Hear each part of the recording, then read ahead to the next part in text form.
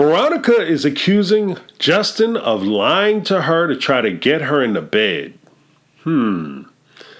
Hate to tell you, Veronica, men will lie to get you into bed.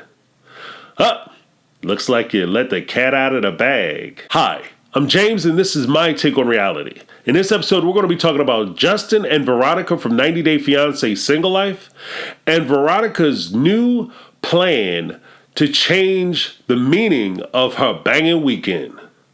Now, before we get started, I'd like to ask that if you're not subscribed to the channel, that you consider subscribing. It really helps the channel out, helps me out, and hey, who doesn't want to help a brother out? So go ahead and hit that HBO special down below in the subscribe button and leave your take so I can see what you guys are saying. All right, let's get it. Now, one of the minor annoyances I had while watching this episode was Veronica's attempt to try to rationalize her bad decision. Now, if you want to go and have a wild weekend with a young man or a young lady, that is completely your business and you have every right to do it.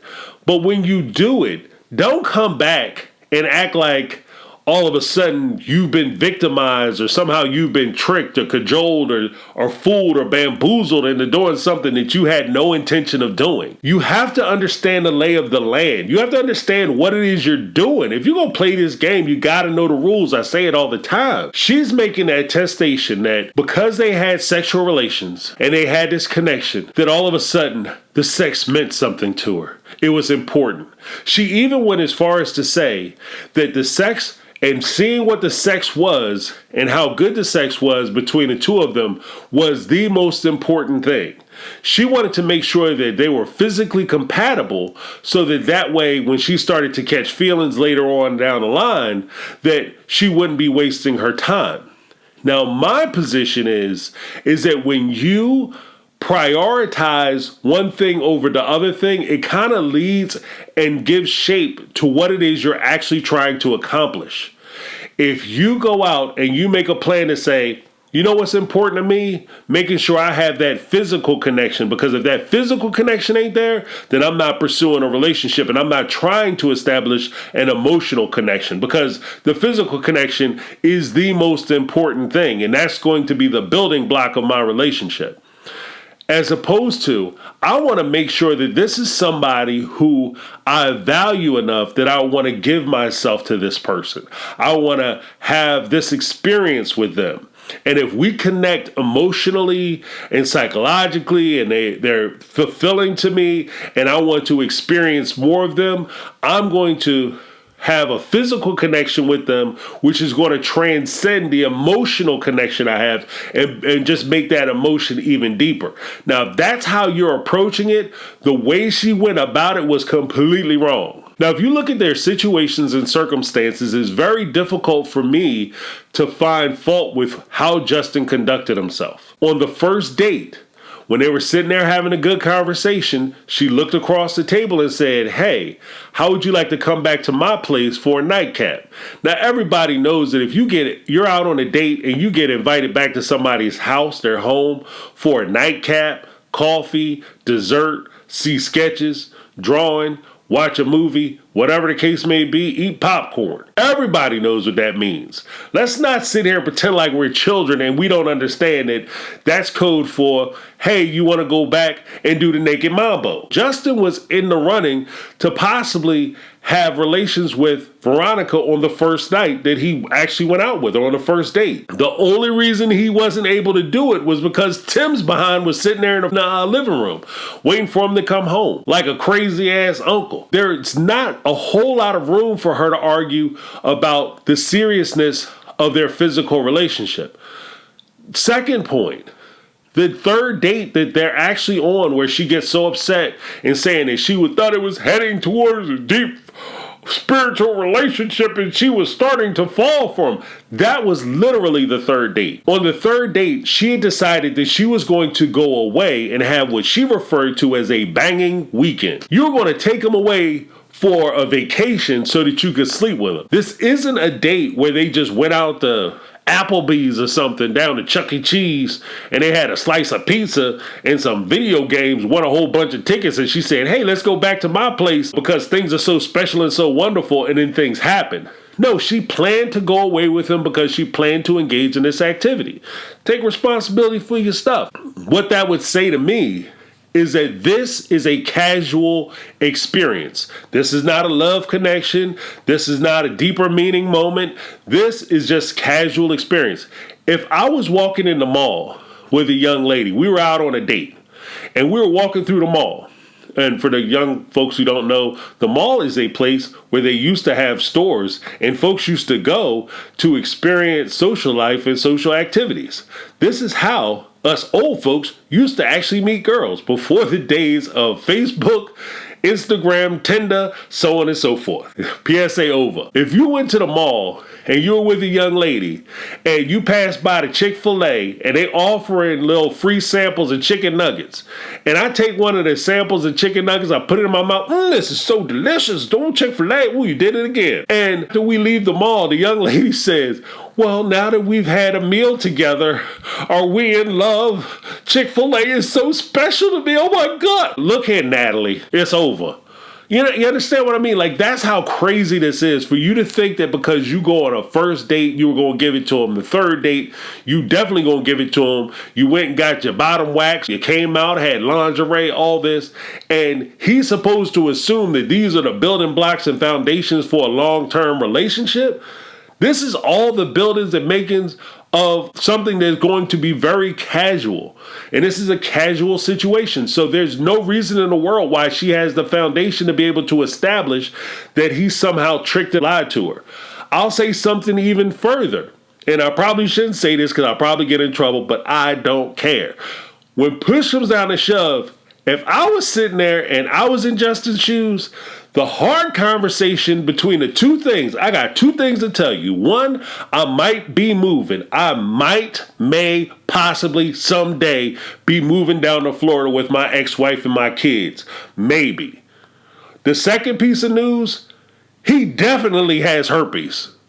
And of the two things, I would figure if he came out and told her, hey, this thing right here, I get every once in a while, I have a bust out and my lips break out like hell and I got the herpes. And she says, I don't care. Let's go to the hotel. Oh, that's the hard conversation. Of the two pieces of news that I would have, I would think that the very difficult conversation to have would be the sexual health conversation. Not so much the possibility of me maybe perhaps kind of sort of thinking about it, conversation of I might perhaps be moving to Florida. I mean, your outrage to me is just way off. Like, if I was on my way somewhere and we were having a banging weekend and somebody told me on the way to the banging weekend, oh yeah, by the way, I have an STI, STD, or some other situation, I would be insulted because you didn't give me a choice on that. You didn't include me on that, on something that definitely would affect me. As opposed to third date, we barely know each other. You don't give me your whole bio because I never asked and I wasn't really that interested because it's only the third date. And now all of a sudden I'm mad because you didn't tell me that you had an Uncle Fester who possibly could have left you money down in Florida and you going back down. I mean, what the hell? You got to put it together, baby girl. Ask questions. If you hold yourself out to be a casual experience, you can't be mad that the gentleman that you're talking to or dealing with considers this to be a casual experience. If you're going out on dates, you should have a plan for your date and not even so much an expectation. Expectations lead to you making the situation something that it's not. You can't see past your expectation. You expect him to be the love of your life and the husband that you didn't have and the father of your future children. Then you can't see the fact that he's a jerk. So you do better to just go into it with an open mind, but you have standards, you have qualifications, you have an objective for your dates. Your objective is to ask questions, have conversations, find out if he is in fact the kind of person that you want to have a relationship with or spend your time with, or maybe even have this casual occurrence or experience with. These are all adult choices and you're an adult, you get to make those choices. After all, I was insulted when Tim was sitting in her house because it took away her bodily autonomy and her freedom and ability to make her own choices. You have the right to choose to do with your body whatever you want, but at the same time, you have to take personal responsibility for your choices. You can do whatever you want. If Veronica wanted to go out and have a bunch of guys and have banging weekends every other weekend when she don't have custody of her daughter or when Tim could come over to watch her, that's her business and that's her choice. But at the same time, your feelings, your interpretation of this encounter, especially if you never had a conversation about what this encounter means to you. If she had the conversation and said, hey, I'm like Natalie from Ukraine, and if I sleep with you, I expect you to be my husband and the father of my children, then he has a decision to make at that point. Do I deal with crazy or do I get off the crazy train? But at the same time, if you leave it up to him and you say, it is what it is, I'm not going to say anything, then you have to assume that he's going to do what's in his best interest. I don't go into any relationships, whether friends, work experiences, whatever, thinking that this is going to be, this person that I'm dealing with is a perfect person and they're going to be excellent. I leave room for the person to be who they are and I accept them for who they are. And then I decide from that point if it's somebody I want to spend my time with and associate with. And that's how I think that this works. This kind of the breakdown of why she's failing and she's 36 years old and still single. This is why. She's looking for a guy who is going to just read her mind. Oh, the sex is good, so therefore I'm ready for a relationship. Let's flip the script. What happened if he was horrible in bed? Would she still be sitting there saying, well, now I'm emotionally invested and I done slept with him. Oh, well. No.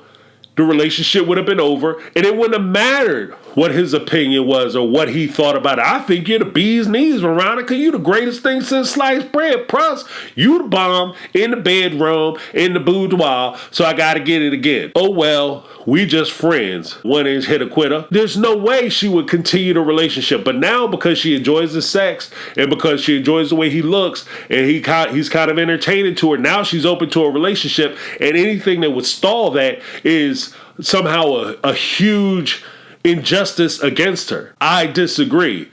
I think that at the end of the day, you're responsible to carry your own water. So if you want to be sexually irresponsible, that's your business. If you want to be a prude, that's your business, and you have every right to it. If you have strategy in how you approach dating and how you approach your sex life, and you want to be sure before you do it, then that's fine. But at the same time, you can't just give it to people and then feel bad that you gave it to them because you was thinking with the wrong appendage. Now all of a sudden you want to create an argument or a situation because you feel like you've been cheated. You aren't wrong for feeling like you've been cheated. The problem is you're blaming him when actually you've cheated yourself. I'm James, and this is my take on reality. And I'm out.